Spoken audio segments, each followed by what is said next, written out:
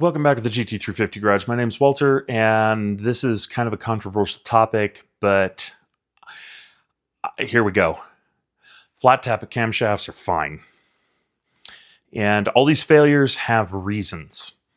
So let's talk about flat tappet cams. Hydraulic, mechanical, doesn't matter. These cam failures that everybody's saying are just the scourge of their existence right now, they have reasons that they're happening. And we're gonna touch on this. And I think it's pretty simple. There's a solution for this. And the reason I say that is in the last 35 years, I have not had a flat tappet camshaft failure.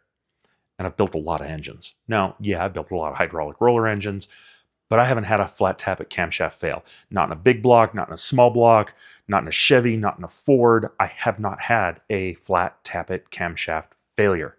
And that's a pretty significant claim to get to make, but here we are. So why are they not failing for me? And why are they failing for everybody else, it seems like? Why is the internet just bemoaning flat tappet cams? Why does everybody hate on these things right now? Well, let's dig into this, okay? First thing, we all know that oil was a problem about 25 years ago. Flat tappet camshafts need extreme pressure additives in the oil, which you guys know as ZDDP. Okay, so we handled the ZDDP problem.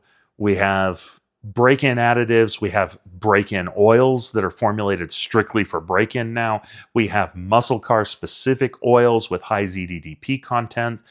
And this solves the oil part of the equation. Oil isn't the issue. Okay. Then there's the claims that the hardness of the cam is an issue, or the lifters. Okay. I have to give credit to Powell Machine. The dude tested a bunch of various lifters from different eras, different manufacturers. He's tested a bunch of cams, and his testing has shown that on the Rockwell hardness scale, the cams are fine. They're in spec. Okay. So then there's the issue of core sources. Everybody wants to blame the source of the cam cores. Cam cores have come from all over the world for the past 40 years. Okay. Fact. All right. Camshaft cores are made globally. They have been for decades, and that hasn't changed. All right. Sure, some of the manufacturers may have had bad runs. That's entirely possible. But it's not likely that we're having bad runs of Ford, Chevy, Mopar, AMC, cams all happening at the same time. It's just not a logical thing to say big block Ford cam cores, small block Ford cam cores, big block Chevy, small block Chevy, big block Mopar, small block Mopar, AMC are all experiencing the same exact failures for the same exact reasons because there's something wrong with the cores. It doesn't make sense. Okay? Especially when not all these cores are coming from the same place. So that's something that you guys need to move past. And now let's talk about quality control. Quality control, we're talking about the machining quality, right? It's easy enough to check. Get a caliper. If you don't have a caliper, order one off of Amazon or buy one from Harbor Freight. It doesn't have to be fancy. Buy something that measures down to half a thousandth or a tenth of a thousandth, 4 decimal points. Measure the taper on the lobe. It's real easy. Go in a millimeter or 1/16 of an inch from the edge on each side of the lobe. Measure it at the top of the lobe. Measure it 90 degrees from the lobe. So 2 measurements. You're going to find that most of the cams are in spec for taper. Okay. Measure the crown of the lifters. You're going to find that they're in spec. And if they're in spec, they're not the reason that you're having these failures. So, to be honest with you, It's no longer an oil issue. It's not a hardness issue. It's not a source of the core issue, and it's not a quality control issue. Those things are not the issues. The number one issue that I've seen is valve springs. Too much pressure. Okay.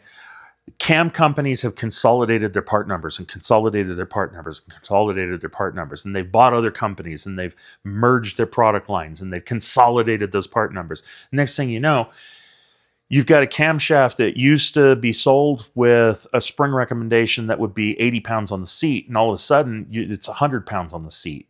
Okay. If you got a 1.5 rocker on it, okay, 80 pounds on the seat becomes 120 pounds at the lifter. And if you look at the actual contact area between the lifter and the cam lobe, 120 pounds on that small area of contact is pretty significant, okay? If you're talking about a total of a quarter inch square of contact between the lobe and the lifter, you're talking about a lot.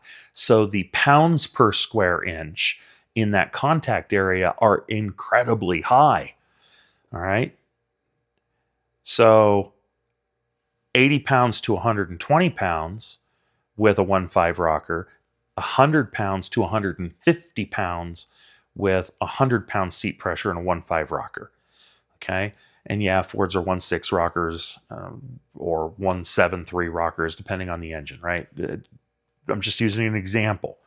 But as you multiply the pressure through the rocker arm, down the push rod, into the lifter, and you figure out how much area is actually in contact between the lifter and the cam lobe, the pounds per square inch is significant. Okay? That's a lot of pressure on a very small area. So our spring pressures are a huge problem. They're contributing to these failures.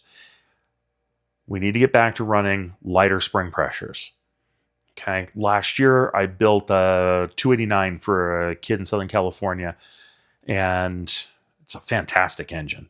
Revs real nice, makes good vacuum, runs fantastic. It's got a mechanical flat tappet camshaft in it. And everybody he told the engine had a mechanical flat tappet cam in it immediately told him it was going to fail. And here we are a year later, runs great, no problems. So why is that? Well, we spent some money on some valve springs. We bought a really, really nice beehive spring. We're running 95 pounds on the seat with a 1.9 valve, with a 1.72 rocker. Now, that's important because we open the valves about 5:30 on that, and that engine's going to spin 7,000 RPM. Okay, so we need enough seat pressure to control the valve. We need enough open pressure to control the valve. We need enough open pressure to control the rocker arm, the push rod, and the lifter on the cam at 7,000 RPM. So it's not a problem. It's a really, really nice setup. And we're not running an excessive amount of spring pressure at all. No way are we running a lot of spring pressure on that particular engine. So why are we getting away with running the spring pressure we're running on that? It's pretty simple. Because that's all it needs. We don't need 110, 120 on the seat. Okay? We don't need to kill the lifter. And that's exactly what the extra seat pressure would do, is kill that lifter. So the other aspect is a beehive spring runs a lighter weight retainer. So we cut our weight at the valve. We cut our weight on the retainer. The valve's a stainless valve. It's lighter than a stock small block Ford valve, even though it's a 1.9. So those are considerations. You know, you don't have to control any more weight, then don't run any more spring than you need to control the valve that you're running. And that's something I think a lot of machinists have started overlooking. And maybe it's an experience thing. Younger machinists, they're building so many hydraulic roller setups that run 140, 160, 200 pounds of seat pressure, that they're just kind of overkill on flat tappet stuff, and it's killing the flat tappets.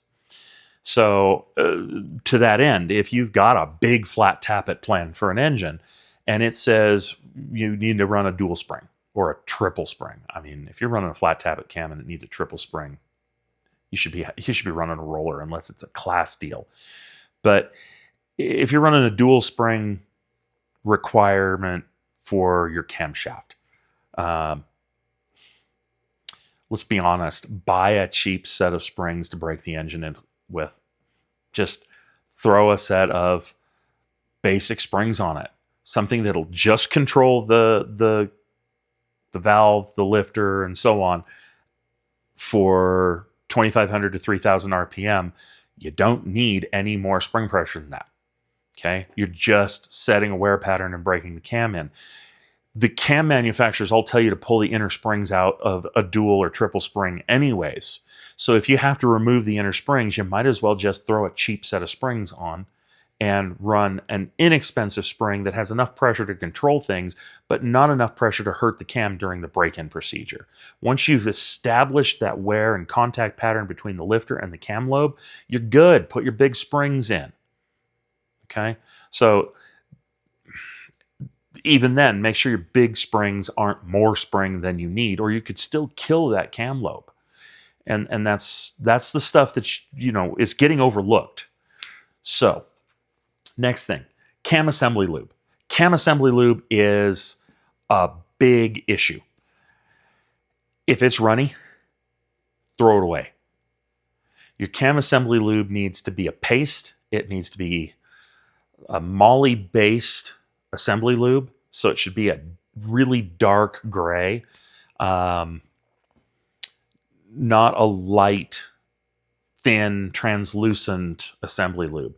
If you're buying cam assembly lube or cam lube from companies like Royal Purple or whomever, that doesn't belong on a flat tappet cam. It's fine on a roller cam.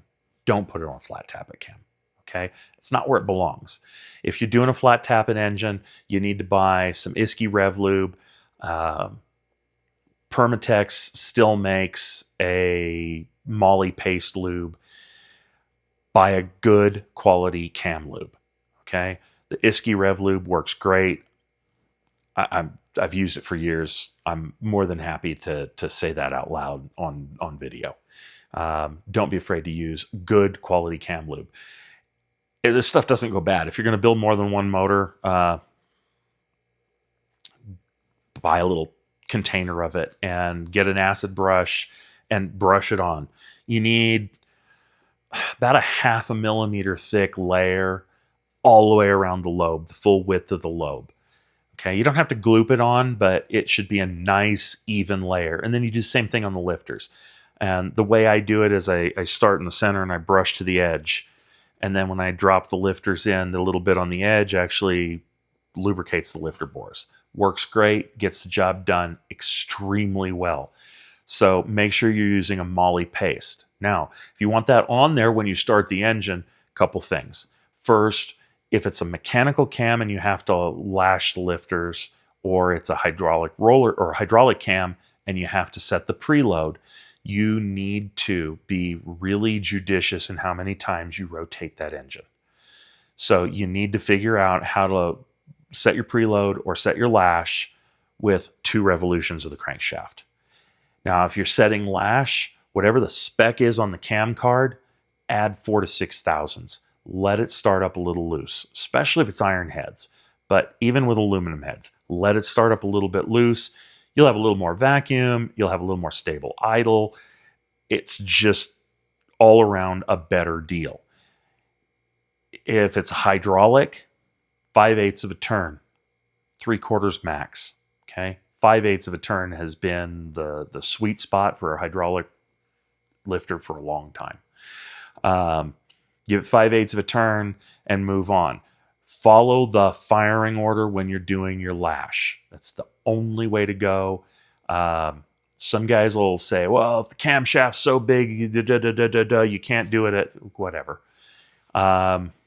If you're running such a huge camshaft that you have to pick which side of what lobe you're on to be able to lash the other lobe, this isn't necessarily the video for you, okay?